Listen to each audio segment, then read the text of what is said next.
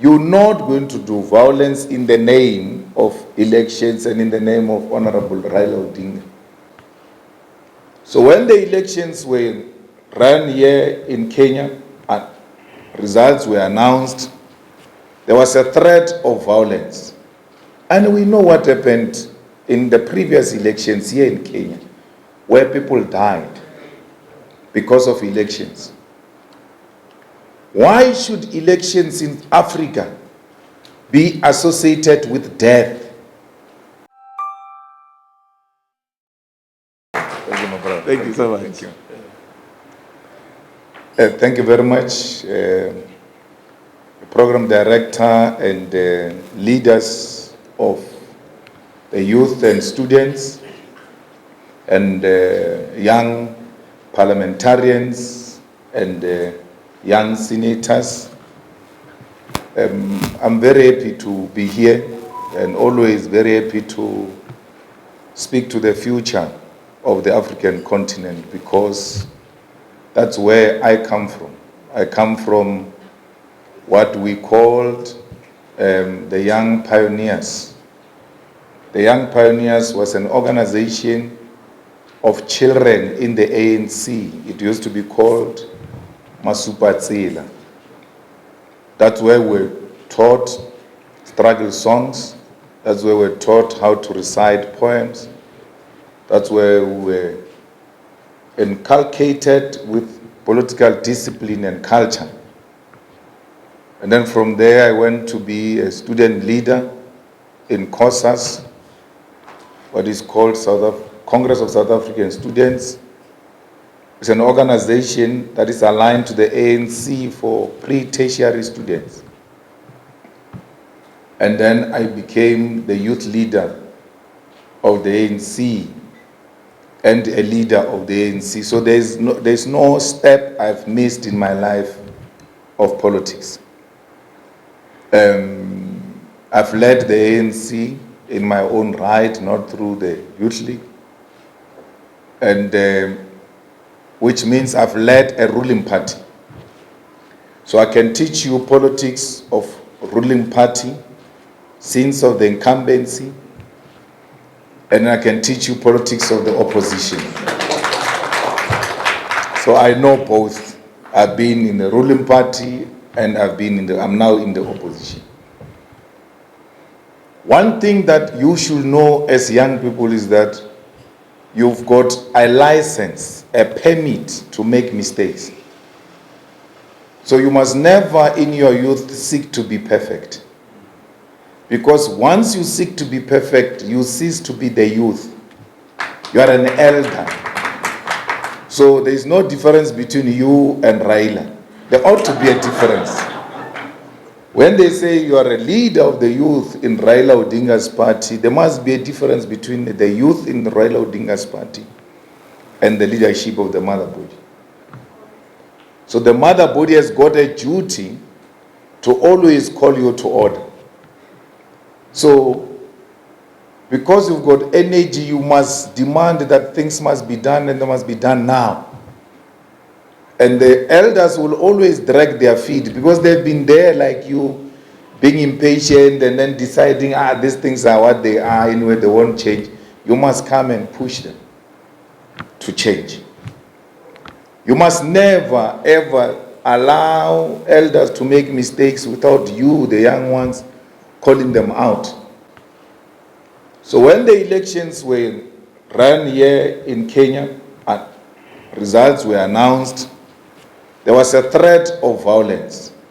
And we know what happened in the previous elections here in Kenya, where people died because of elections.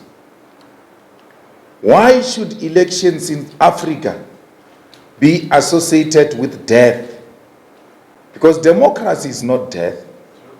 Democracy, by all means, is a right to live and live a beautiful life. And most of the comrades in the Comrade Raila Odinga's party were not happy with me when I said, you're not going to do violence in the name of elections and in the name of Honorable Raila Odinga. Because no one must die after elections. Even when Raila Odinga is robbed and cheated with clear evidence, no one must die. Robbed with evidence, daylight, no one must die. Why should people die because you are robbed elections? There are systems in Kenya where dispute can be made, and then once the final arbiter makes a final decision, whether we're happy with it or we're not happy with it, we must accept it. Those clowns in America, they rob each other all the time. Huh? I mean, Trump was feeling like he's being robbed. He even said, stop counting, stop counting, stop the counting. Because he said he was being robbed. Then they went to storm whatever they stormed, but they came back to their senses. No. It's not done like that in America, where we storm things and people die in the name of elections. So if we say we are equal like them, we want to be at the same level with them, violence is not an option on the basis of electoral outcome. Must never be. Why is violence not an option? It's going to be black on black violence. And you can't say you are a Pan-Africanist and be willing to kill another African based on elections. If it is meant to be for President Raila Odinga to become president of Kenya one day, no amount of cheating will stop that. They can succeed now. It will eventually happen. So those who are not happy with me say, get out of Kenya politics. Kenya, this is not South Africa. This is my home. This is my politics. Kenya's politics are my politics. The same way the politics of South Africa are yours. Any destabilization in any corner of Africa affects us. I celebrate the victory of Niger as if it's mine. Because anything that drives the French out of our continent is worth celebrating by all of us. And that's why I celebrate that. Now, the ones of President Ruto are also not happy with me. Because I said, why would you say you are a Pan-Africanist? Because Pan-Africanism is necessitated by the fact that we are an oppressed nation. We are a dejected nation. We are a rejected nation as Africans. But everyone else who's rejected should find sympathy in us because we know what being rejected means. Now, Palestinians are being rejected, are being isolated, they are being killed on their own land. The same way the Mau Mau rebellion heroes were killed by occupiers. The same way the Bambata rebellion heroes were killed by the occupiers. The same way people were killed in South Africa during apartheid. President comes and says, I'm with Israel. How do you say that? An Israel that is bombing children in hospitals, pregnant women in hospitals. How do you say you're with Israel that bombs a refugee camp? What happened to an international law? A president can say a lot of things and say nothing at the end. President Ruto has got a platform to speak and not say anything on Palestine, on Israel, on it. He can, that thing, it is called a diplomatic language. So you stand up and then speak like that about pregnant women who are dying, and then you say we must keep quiet because if we speak, we are attacking the president. No. A Pan-Africanist, when he sees children being murdered, a Pan-Africanist, when he sees occupiers killing the rightful owners of the land, can never sympathize with such people. Palestinians can't give me anything. They can't buy me. Even if they wanted, they are not in no position to give anyone anything. They are in a difficult situation. At the age of 9 and 10, police raided my house, male police, found us sleeping.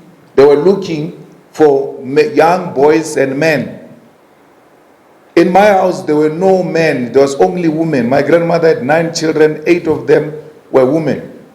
When they searched a full house full of people, they couldn't find men. And those male police had to strip off my mother, take off her clothes in front of me for them to confirm if she's a real woman.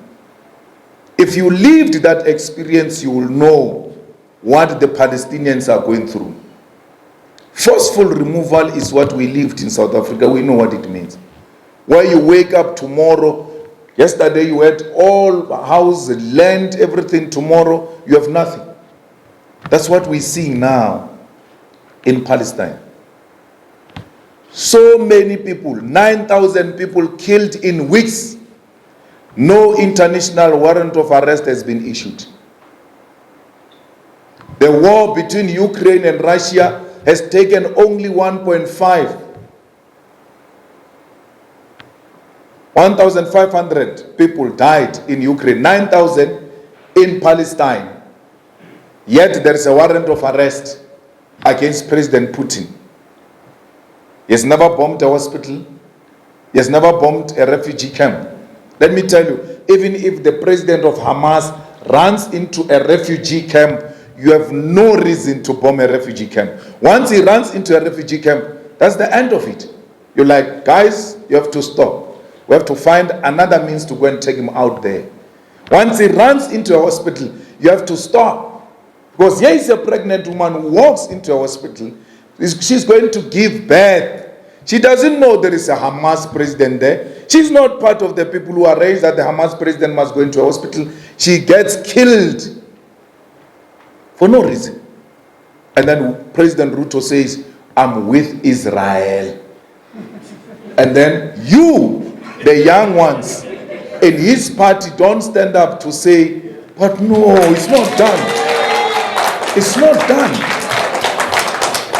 We did that in the ANC and we got expelled for that. And we regret, no, we don't have any regret for doing that. The elders have got a potential of destroying the future of young people. That's why they say they've got Africa 2060 vision. But they won't be there in 2060, so I don't know what they are talking about. So if you are to be the youth, and the youth that must be taken serious, you must from time to time call your elders to order. That's how Africa is going to realize its potential. These elders have destroyed our continent through dictatorship, through family arrangements, and the youth kept quiet. South Africa was liberated by the youth. When we have time, we'll share that story. The ANC in 1940s was dead until Mandela came in as the youth, and Walter Sisulu and O.R. Tambo developed what they called a program of action that revived the ANC, and ANC adopted it in 1949. ANC was a sweetheart organization which used to fight through letters to London. This youth said we must take up arms and fight now. The ANC agreed in 1949. That's what made the ANC to be what it is. When they got arrested in the 60s, down the line in the 60s, Steve Biko emerged, was a young person, black consciousness. That led to 1976, that was the youth. What O.R. Tambo said to the youth of South Africa in the 80s, render South Africa ungovernable and unworkable. The youth did that. In 1985 and 1986, South Africa had a permanent protest every day to a point where martial law was declared, state of emergency, twice in 1 year. Because they declared the first one, the youth were saying, we don't care, do what we want to do. They had to declare another one because they thought the youth didn't hear. But they heard and they were defiant. And that's what brought 1994 because of the youth of the 80s. So the youth of Kenya can make Kenya politics to be what you want them to be. President Ruto is a new, fresh air. Because, it has always been like it has to go between the Odingas and the former president, the Kenyattas. So when he came in, we're like, We now are graduating the, what do you call it, family dynasty. We said the family dynasty arrangement is going away. We said this was a perfect Pan-Africanist. I'm not denouncing him as not being a Pan-Africanist. All I'm saying is, stay true to what you are saying. It doesn't matter how many people are criticizing you or not. We still have a lot of hope in him. We still think that a right thing can be done. We need to de-dollarize. He said he's going to de-dollarize. We need to do away with the dollar. He said he's going to do away with the visas. We have to do away with the visas because Africa must be one. I must wake up. It's a 4-hour flight from South Africa to here. I must wake up in South Africa and come and eat lunch here. And then in the afternoon get into a plane, go back. So why should it be an issue? All of these visas, borders, must be done away. You know why they think we are xenophobic? We don't know each other. The more we do away with visas and borders and all of that, the more we're going to know each other and realize that we are actually one thing. There's nothing I'm seeing in this room which I've not seen in South Africa.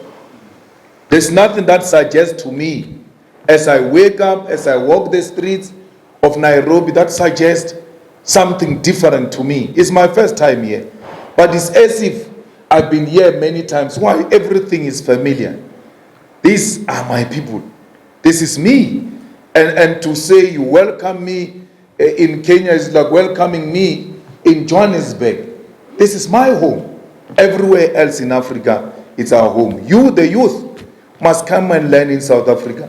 South Africans must come and learn here in our universities, cultural exchanges, and we must start to listen to the same music, watch the same movies, to do away with this Western imperialism that manifests itself through songs and television and movies and all of that.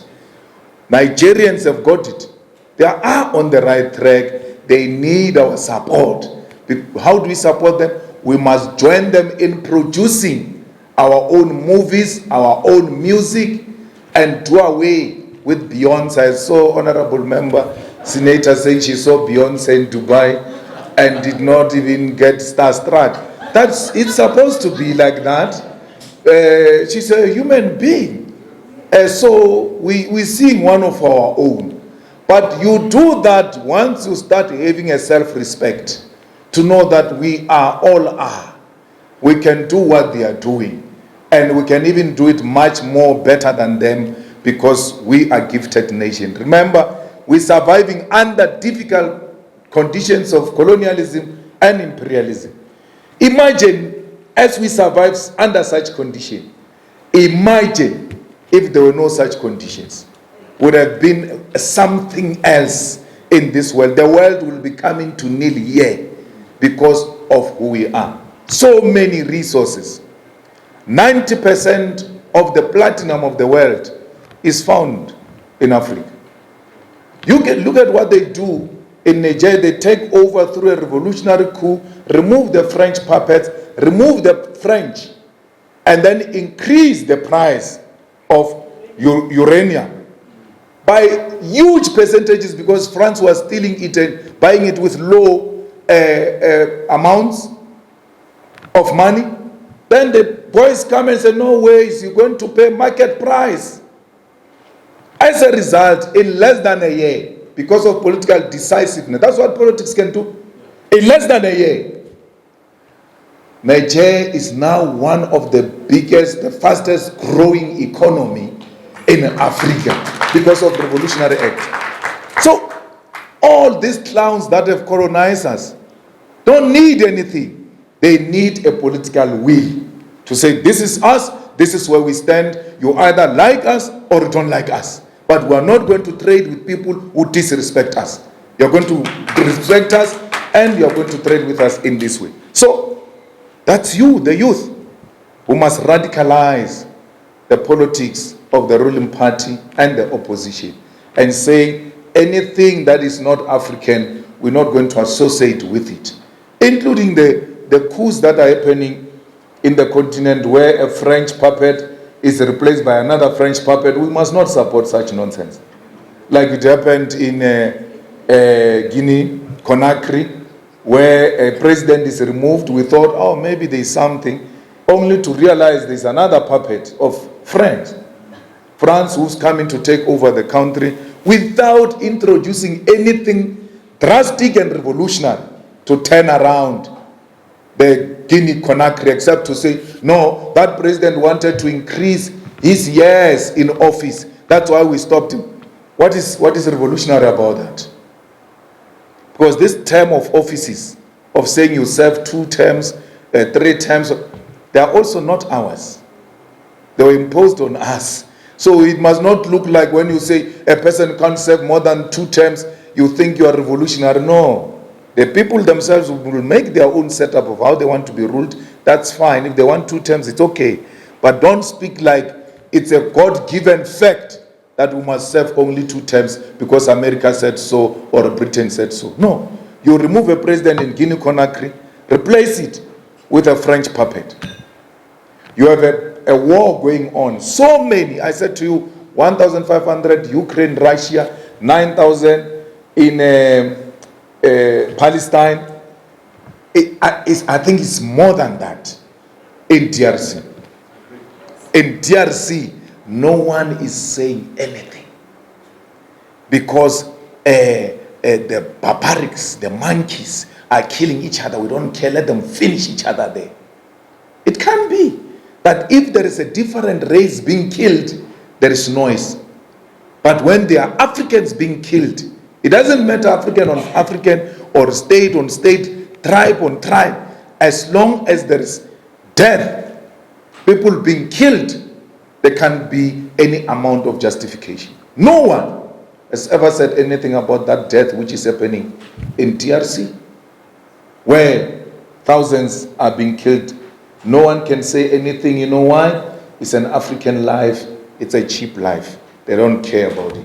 So we'll have this conversation one day. These guys are showing me the time there at the back. So I have to disappear. But thank you for coming. And then let's have the conversation continuing in whatever different forms. Don't worry about me, whether they attack me or they don't attack me. I don't care about those things. When they sit alone, they know I'm telling the truth. And as long as they know that, I'm very happy about it. Thank you. Thank you. Thank you so much, Honorable Mirema.